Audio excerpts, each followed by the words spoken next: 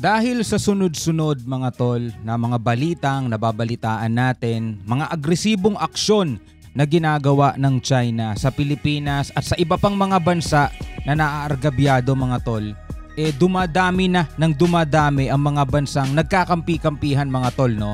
Dahil nga tayo, yung unang-una mga kapatid na nababalita sa buong mundo mga tol, na naaargabyado kahit na meron tayong titulo na, no, na ipanalo natin sa arbitral ruling, Court of Arbitral Ruling.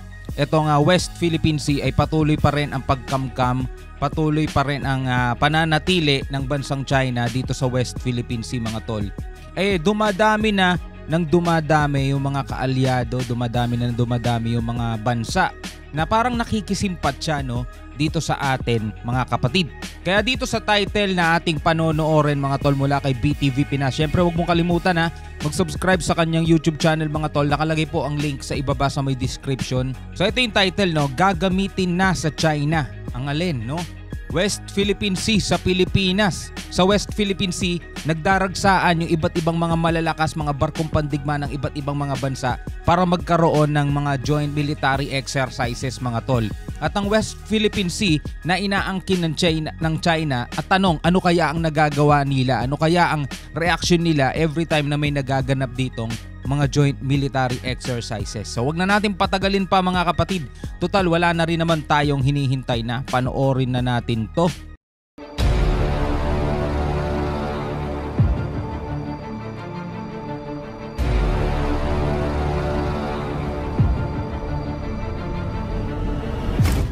Eksklusibong balita dahil sa mga pang-aapi ng China sa Pilipinas. Iba't ibang malalakas na bansa kakampi na ng Pilipinas.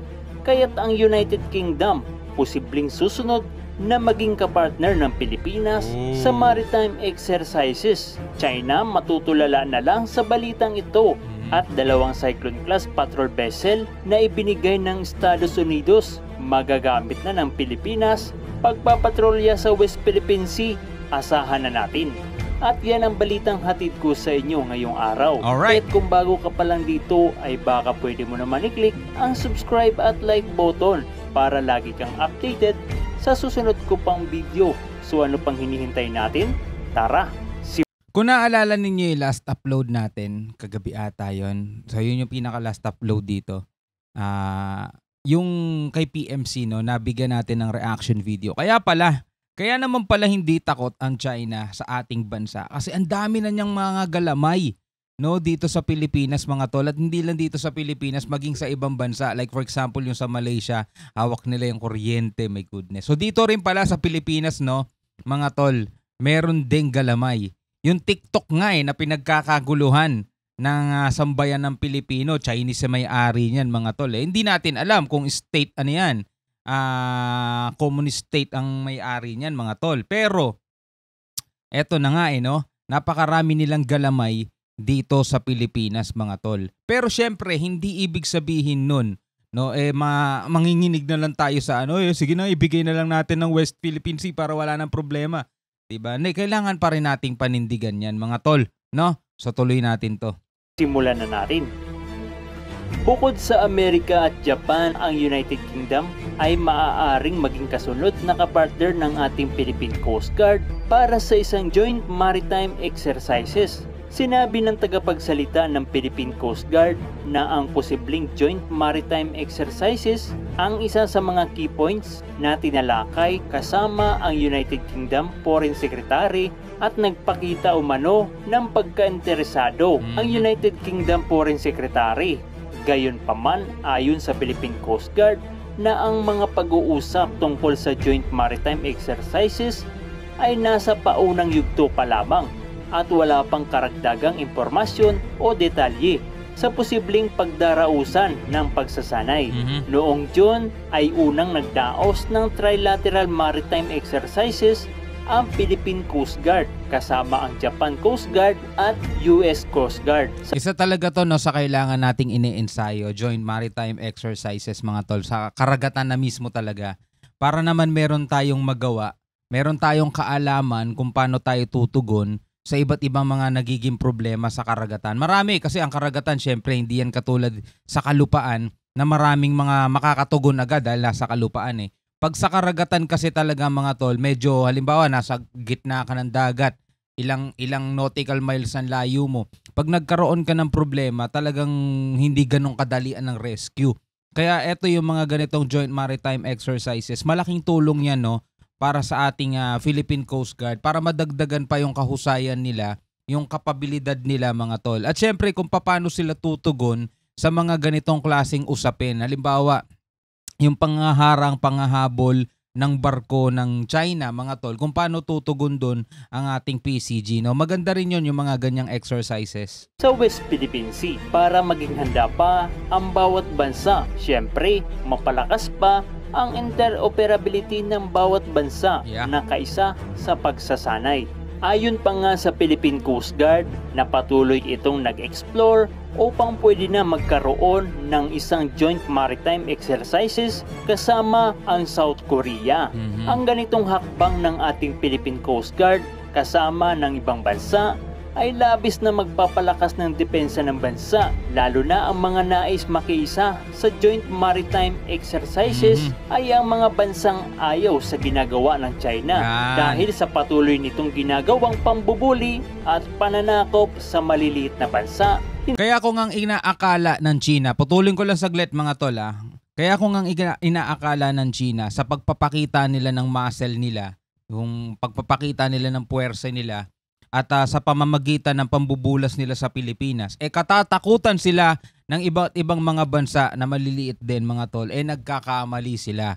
Dahil doon sa ginagawa nila, etong mga bansang to mga tol, na meron din mga pinoprotektahang soberanya na nangangamba rin na baka dumating ang araw na sila naman ang targetin itong bansang to mga tol, magsasanib-sanib yan para bumuo ng isang mas malakas na puwersa kumpara sa pinakamalakas na puwersa na pwede nilang ipakita mga tol, no? So tuloy natin, atras muna natin ng onte.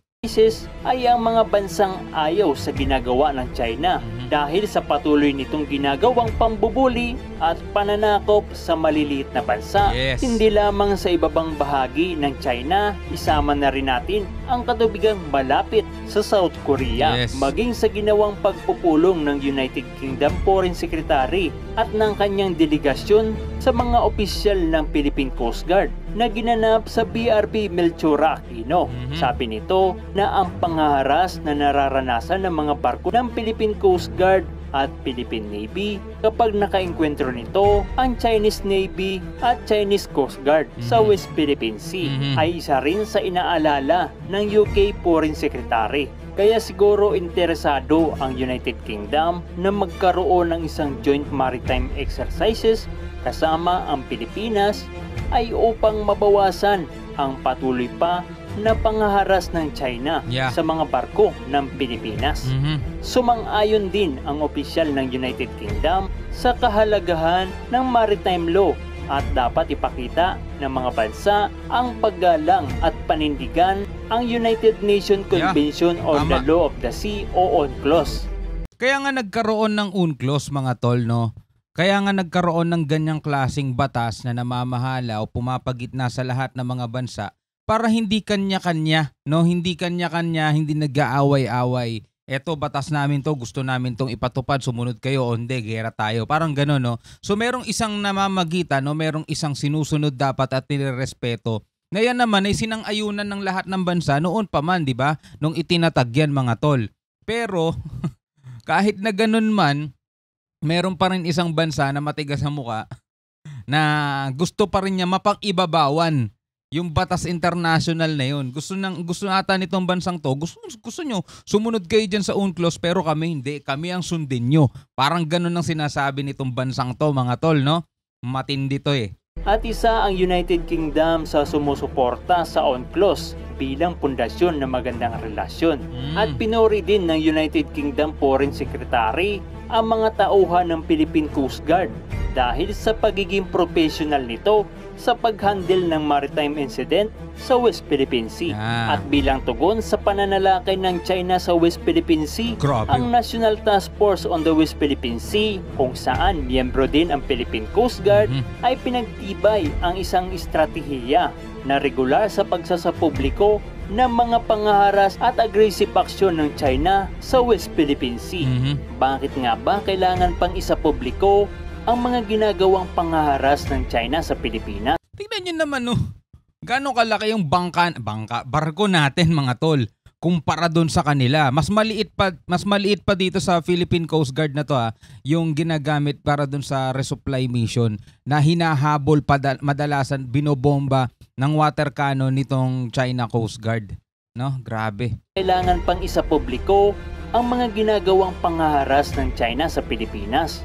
Kahit nakikita na ang Pilipinas ay tila walang kakayahan na lumaban sa incheck. Ang posibleng sagot dyan ay kung makikita ng international community ang ginagawang pangaharas ng China sa Pilipinas ay magkakaroon ng maraming kakampi ang Pilipinas at puputaktihin naman ng China. Tama. At maging ang mga kaibigan na bansa ng China ay magre-react din sa hindi magandang pag-uugali ng China. At isa na nga sa naging epekto nito sa China ay nang batikusin sila ng ilang malalaking bansa at ang matitinding salita na binitawan sa kanila ay hindi nila matanggap, lalo na ang hindi magandang pag-uugali ng China. Samantala sa iba pang balita, 2 Cyclone class patrol vessel na ibinigay ng Estados Unidos magagamit na ng Pilipinas. Yun! Pagpapatrolya sa West Philippine Sea, China maghihimutok na naman. Sinabi ng Philippine Navy na bibinyagan at ikokomisyon na ang 2 Cyclone class patrol vessel na ibinigay ng Estados Unidos sa September 11. At kapag nakomisyon na ang 2 barko, ito ay tatawaging Alvarez class patrol vessel. Ang Philippine Navy ay magsasagawa ng christening at commissioning rights na gaganapin sa Philippine Navy Headquarters Naval Station sa Rojas Boulevard, Manila. Para sa BRP Valentin Diaz na may vessel number PS-177 at BRP Ladislao Diwa na may vessel number PS-178 na dadaluhan ng Secretary of National Defense na si Gibo Teodoro. Ang mga barkong ito na ibinigay ng Amerika sa Pilipinas ay higit na makakatulong lalo na sa Philippine Navy na isa din sa nagbabantay sa ating teritoryo lalo na sa West Philippine Sea at makakatulong para bakapan ang Philippine Coast Guard kapag ito ay hinaharas ng China.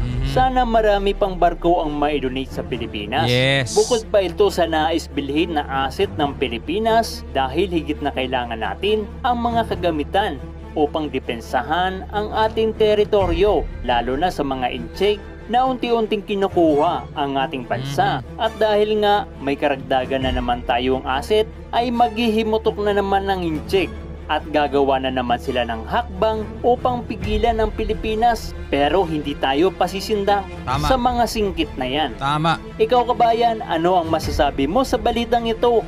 Ang pagkakaroon ba ng joint maritime exercises kasama ang United Kingdom? Good news ba ito para sa Pilipinas? Oo naman. Good news yan, di ba? Pero ito mga kapatid, just to be clear, hindi natin galit o hindi sa ayaw natin mga tol sa lahi ng China o in-check. May mga tropa tayo dyan na may lahing ganyan. At maraming mababait, maraming mabubuting mga Chinese citizen na namumuhay dito sa Pilipinas ng mahabang panahon na. Diba? Malaki rin naman talaga ang tulong nila sa ekonomiya ng Pilipinas mga tol. Kasama na natin sila panahon pa ng mga Kastila. Pero ngayon, maraming pro-China, maraming pro-US. Pero eto, titingnan nyo na lang mga tol. Sino ba yung nagko-commission sa atin ng mga barko at nakakatulong, di ba? Para madagdagan tayo ng assets. China o US mga tol? Sa tingin ninyo, sino yung mga nang humahabol sa atin at sino yung kumakamkam ng etong teritoryo natin? Sino yung nanghaharas? Sino yung nambobomba ng water cannon mga tol? China o US? Imagine nyo mga tol, nung panahon ng mga Kastila, sinakop tayo niyan 300 years tayong sinakop ng mga Kastila. Pinagmalupitan tayo nung mga yon mga tol. Indio nga ang tawag sa atin nun mga tol eh. Diba? Sino ba ang tumalo sa kanila? Mga Pilipino ba? Diba? Natalo sila ng Amerika kaya dumating dito ang Amerika. Binili tayo ng Amerika sa mga Spanish, mga Espanya. Diba? Binili tayo. So sila ngayon ang nandirito sa atin. 'Di ba? Mahinang bansa lang tayo. Kung tutuusin, kayang-kaya rin talaga tayong sakupin ng Amerika. Dumating dito yung mga Hapon, mga tol, ng tatlong taon tayong sinakop ng mga Hapon. 'Di ba? Natalo ulit sila ng Amerika, mga tol. 'Di ba? Ngayon, kayang-kaya tayong sakupin ng Amerika, pero ibinigay na lang nila sa atin ang ating kalayaan, mga tol. Nagkaroon na ng kasunduan, mga kapatid.